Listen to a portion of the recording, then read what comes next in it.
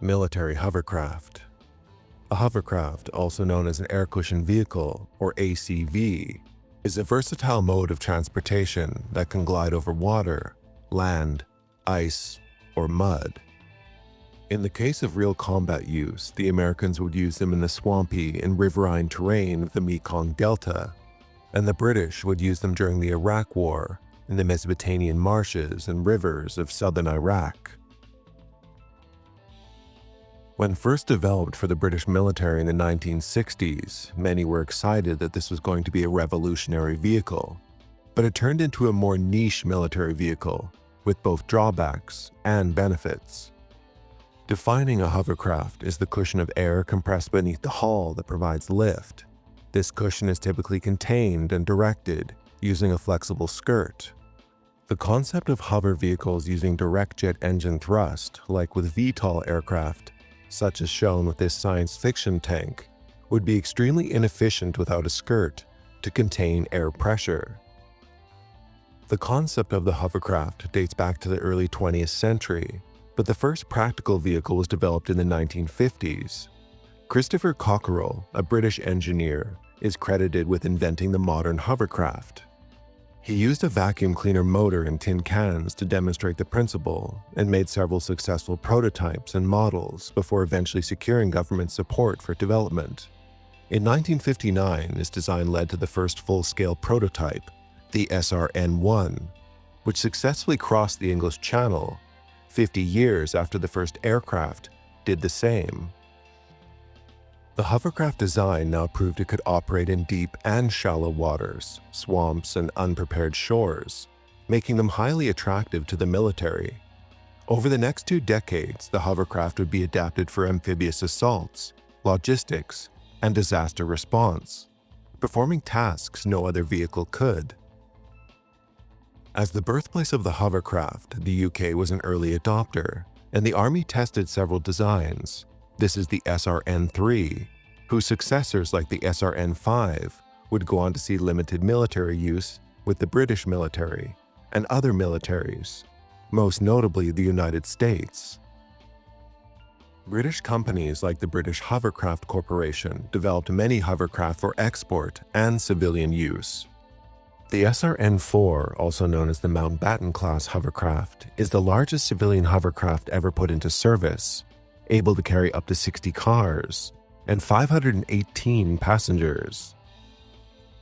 The most successful modern hovercraft used by the British is the lightweight Griffin 2000 and 2400 TD hovercraft made by the British Griffin Hoverwork Company.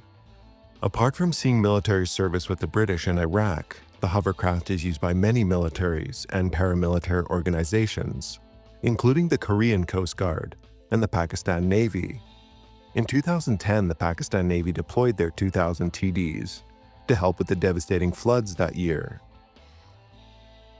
During the Vietnam War, the U.S. military introduced the Patrol Air Cushion Vehicle, or PACV, also known as the Air Cushion Vehicle, or ACV, in Army and Coast Guard service. This was a novel solution to the swampy and riverine terrain of the Mekong Delta, where conventional boats often struggled. This design was derived from the American-produced Bell SK-5 commercial hovercraft, which was the British SRN-5 design under license. The PAC-V was deployed in small numbers by the U.S. Navy and Army between 1966 and 1970, primarily for reconnaissance, troop transport, ambush operations, and interdiction missions.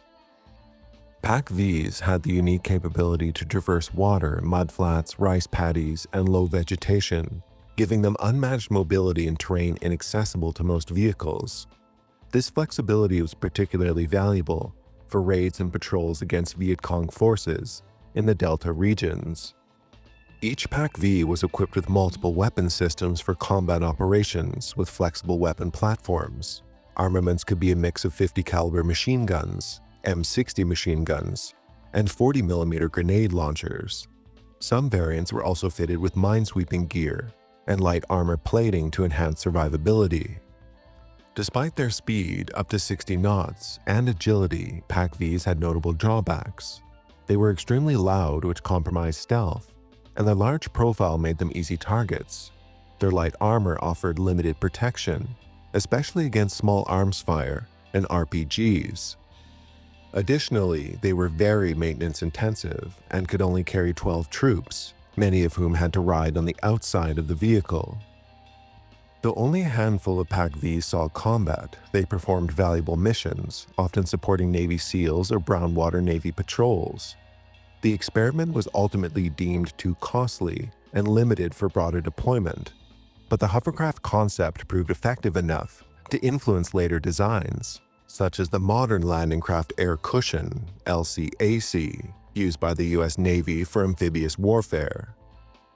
The LCAC class was developed in the 1980s. The LCAC can carry heavy equipment such as tanks and artillery, from ships to any sandy shore. These vehicles are important to the US Navy's amphibious assault capabilities, especially in operations requiring rapid deployment onto hostile or inaccessible beaches. As of 2025, the US is modernizing its fleet with the newer Ship-to-Shore Connector, SSC, to replace aging LCACs. Russia operates several large military hovercraft, including the Zubra class, the world's largest combat hovercraft. These can carry armored vehicles or up to 500 troops and are designed for amphibious assault, troop deployment, and mine laying. They are particularly valuable in the Baltic and Black Sea regions, where shallow coastal waters limit the use of traditional landing ships. China has invested heavily in hovercraft technology to support its strategic goals, especially in the South China Sea regarding Taiwan. The Type 726 Yuyi class hovercraft is similar in design to the American LCAC, and China operates over 40 of these vehicles. Hovercraft don't just have unique abilities in traversing terrain. Hovercraft also have the potential to cross minefields without setting off pressure-sensitive mines. Hovercraft can produce much less than even a quarter of the pressure from a human foot standing in place. However, modern minefields can be rigged to be triggered a number of different ways, from motion to acoustic and magnetic sensors. Despite all the benefits of hovercraft, their downsides are equally significant. Hovercraft are expensive to build and maintain. Their skirts are vulnerable to damage, and not just from combat, but from terrain hazards. As a military vehicle, they also have a massive presence, being large and loud, though modern hovercraft are quieter than older designs. At high speeds with large payloads, hovercraft burn through fuel at a high rate. Hovercraft are further not operational in all weather conditions. Strong winds and rough seas can push them off course, though this too has improved with modern designs. And though hovercraft are amazing at traversing from sea to land, they are not suited for steep inclines or areas with many obstacles.